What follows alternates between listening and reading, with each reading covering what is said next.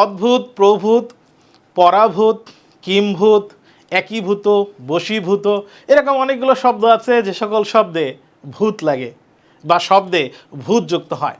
শব্দে যদি ভূত যুক্ত হয় তখন আমাদের মাথায় একটা ভূত কাজ করে যে আমি ভয়ে হ্রস্বকার দেব নাকি ভয়ে দীর্ঘকার দেব।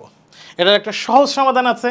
সহজ সমাধানটা হচ্ছে অদ্ভুত এর ভূত বানানে, অদ্ভুত শুধু অদ্ভুতের ভূত বানানে ভয় হ্রস্বকার দিতে হবে, বাকি সকল ভূতে আমাকে দীর্ঘকার দিতে হবে। তাহলে অদ্ভুত ছাড়া বাকি সকল ভূতে দীর্ঘকার দিতে হবে। উদাহরণটা দেখি। এই যে অদ্ভুত বানানে ভয় হ্রস্বকার আছে, কিন্তু যদি আমি ভুতুড়ে শব্দটা লিখতে চাই তাহলে ভুতুড়েতে আবার দীর্ঘকার হবে, কারণ আমরা বলেছি শুধু অদ্ভুতের এই অদ্ভুত ভূতটি হ্রস্বকার, বাকি সকল ভূত দীর্ঘকার।